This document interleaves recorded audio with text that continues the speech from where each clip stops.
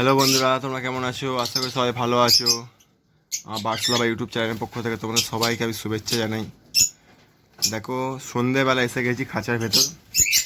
পাখির যে ঠান্ডা লাগার চান্সেস বেশি থাকে এই টাইমটা থাকে সন্ধ্যে থেকে সকাল অবধি, রাত্রির অবধি, ঠিক আছে? রাত্রি 12টা 1টা অবধি। ওই সময় দেখো আমি সন্ধেবেলার কী করি আমার পাখির খাঁচার ভেতর, সেগুলো তোমাদের আমি বলবো, জানাবো যে আমার পাখিকে আমি কীভাবে সুস্থ রাখি। একটা পাখি দেখো কেউ ঝিমোচ্ছে না, সব চাঙ্গা, সব দৌড়াচ্ছে, লাফাচ্ছে। ওর দেখো না মুখে কাটি নিয়ে উঠছে, দেখো দেখতে পাচ্ছ, সব মুখে কাটি নিয়ে উঠছে। যেহেতু আমার উপরে টিনের সেট আছে, ঠান্ডা বেশি আমার নামে, ওই জন্য আমার সন্ধেবেলাটা আমি ওইদিকে একটা লাল বাল্ব করে দিয়েছি, এদিকে লাল বাল্ব করে দিয়েছি। মানে 100 পাওয়ার আমার এই কলোনির ভেতর জ্বলছে অল টাইম। যেহেতু আমার ওপেন কলোনি, ভেতরটা ছাড়া আছে। আর যেইগুলো সেপারেট খাঁচার ভেতর আছে সেগুলোকে আমি ঢাকা দিয়ে দিচ্ছি, ওখানে ঢাকা দিয়ে দিচ্ছি, ঢাকা দিয়ে দেবো। কারণ আমাদের বাচ্চা নেই, ওদেরকে রাতে জল দেবো না। আর তার সাথে আমি এই গরম জল নিয়ে চলে এসেছি, কুসুম প্রতিদিন সন্ধেবেলা, যেহেতু ওদের বাচ্চা আছে গরম জল দিতে হবে আমাকে। গরম জল দিয়ে দিলাম, দেখতে পাচ্ছ দিয়ে দিয়েছি। আর তার সাথে এই যে তুলসী পাতা দিয়ে দেবো সন্ধেবেলা। তাহলে কী হবে, দিনের বেলা ওরা নিজের শরীরের তাপমাত্রা রোদে ঠিক করে নেয়, কিন্তু রাত্রিবেলা সেটা পারে না।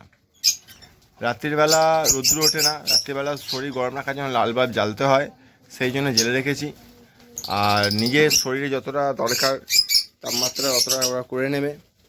তুলসী পাতা খেলে গা শরীর গরমও হয়ে যাবে। আর যদি কিছু ঠান্ডা লাগে তাহলে ওরা নিজের লাল বাল্বের সামনে চলে যাবে, যে নিজের শরীরের তাপমাত্রা মেপে নেয়, ঠিক করে নেবে। যতটা গরম দরকার ততটা গা সেঁকে নেবে।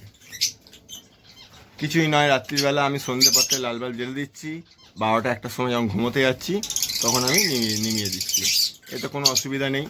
পাখি নিশ্চিন্তে চাঙ্গা আছে, সুস্থ আছে, এমনকি বাচ্চা মানুষ করছে। এত ঠান্ডার মধ্যে আমার পাখি হাঁড়ি বাদ দিয়ে মাটিতে ডিম পেড়েছে। এই যে মাটি দেখতে পাচ্ছ, এটা মেঝেতে ডিম পেড়ে বাচ্চা বড় করেছে, সেটা তোমাদের দেখাবো আমি। তোমাদের না বিশ্বাস হয়তো, আমার কোনো পাখি ঝিমোচ্ছে না, আমার পাখি সব চাঙ্গা আছে, ফিটনেস ভালো আছে, সব লাফাচ্ছে বিন্দাস। দেখো আমি তোমাদের দেখাবো। দেখো, দেখতে পাচ্ছ ইট রাখা ছিল, ইটের মধ্যে ঘোষলা করেছে কত মোটা করে, দেখো করে এর মধ্যে ডিম পেড়ে বাচ্চা করে নিয়েছে। প্রোগ্রেস বলে এটাকে, কলোনি প্রোগ্রেস, সব থেকে দুর্ধর্ষ প্রোগ্রেস। এবং প্রোগ্রেস দেখা কপালে থাকা চাই। আমার তো দেখে না, বাচ্চা পুরো একদম হেল্পফুল বাচ্চা আছে, কোনো প্রবলেম নেই। এই একটা বাচ্চা আছে, দুটো বাচ্চা এত ঠান্ডার মধ্যেও মাটিতে ডিম পেড়ে বাচ্চা ফুটিয়ে দিয়েছে, বাচ্চা বড়ও করছে, দেখতে পাচ্ছ?